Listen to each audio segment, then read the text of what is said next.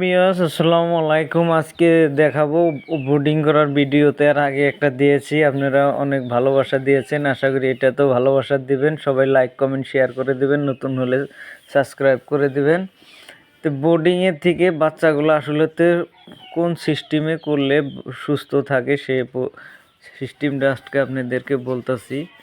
আপনারা বোর্ডিংয়ের থেকে বাচ্চাগুলা দুপুর টাইমে 1-2 ঘন্টা করে, আধা ঘন্টা করে হলেও পারেন যদি রোদে বাই করে দেবেন। প্রকৃতির যেটা রোদ, সেই রোদটাই অনেক কামিলকর।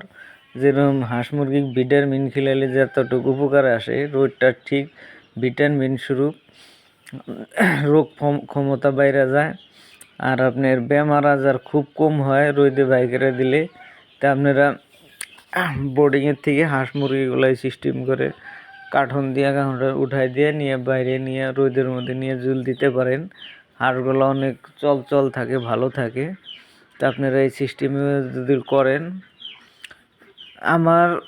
আমাকে যদি আপনারা ফলো করেন, আশা করি আপনারা 100% সাকসেস হইতে পারবেন। কারণ আমি নিজে যেটা প্রমাণ করে দেখি, যেটা কার্যকরী হয়, সেই বস্তুটা আপনাদের সম্মুখে তুলে ধরি, যাতে লসের সম্মুখীন আপনাদের হইতে নাও লাগে। অরিজিনাল যেগুলা টিপসগুলো আপনাদেরকে বলি, আমি যে টিপসগুলো আপনাদের বলবো এগুলা কোনো চ্যানেলেই পাবেন না। কমসে কম তো আঙ্গুরে আসামে পাবেন না। আমি যে ধরনের ভিডিওগুলো বানাই, এই ধরনের ভিডিওগুলো আসামে কেউ বানায় না। হয়তো বানায় এমনি দেখবেন হাঁস দেখাবে, এমনি ফার্ম দেখাবে, ওইগুলা কিন্তু আপনাদের কোনো কার্যকরী হবে না। যদি আপনাদের আসলেতে কার্যকরী হাঁস মুরগি ফার্মের প্রতি ভালোবাসা থাকে, তাহলে আমার চ্যানেলটা সবাই সাবস্ক্রাইব করে নেবেন। কারণ যে কোনো বেমারের, যে কোনো মেডিসিনের ভিডিও আমি দিয়ে থাকি। যে ভিডিওগুলা, যে মেডিসিনগুলা খাওয়াইয়া কার্যকরী হয়, কাজ ভালো দেয়, সেই ভিডিওগুলোই আপনাদের সম্মুখে তুলে ধরি আমি।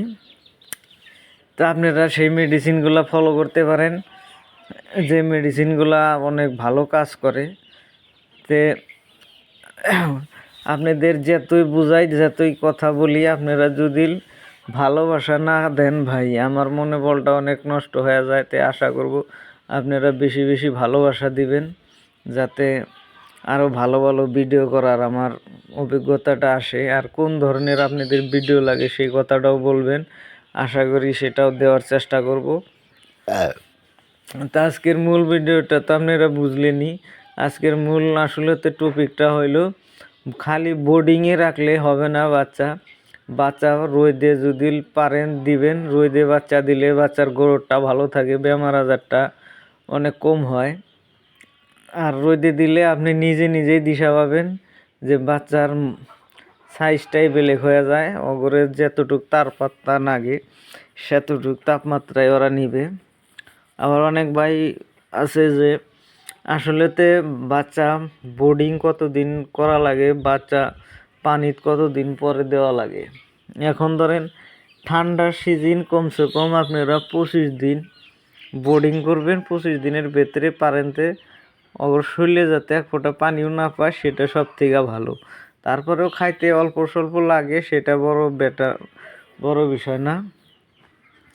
তা আপনারা এই সিস্টেম করে পালবেন। 25 দিনের আগে কেউ পানি দিবেন না হাঁসের বাচ্চা। আর গরমের দিন হইলে 10-15 দিনে পানি দেওয়া যায়, তাও একদম সারা দিনের নামে না, হয়তো অল্প টাইম দিলেন। দিয়ে এই 3টা বাচ্চা দেখেন আমার অনেক নর্মাল হয়ে গেছে। এই বাচ্চাগুলা 2 নম্বর দিনের বাচ্চা। তো বাচ্চাগুলা কীরকম হয়েছে, গ্রোথগুলা কীরকম বাচ্চাগুলার, যারা অভিজ্ঞতা খামারি ভাই বোনেরা আছেন নিশ্চয়ই কমেন্ট করে জানাবেন। আর যে যেখান থেকে দেখবেন সবাই একটা করে কমেন্ট করবেন। আপনাদের তো আমি বারে বারে বলতাছি, আপনারা যে কোনো ধরনের সমস্যার জন্য আমাকে ফোন করতে পারেন।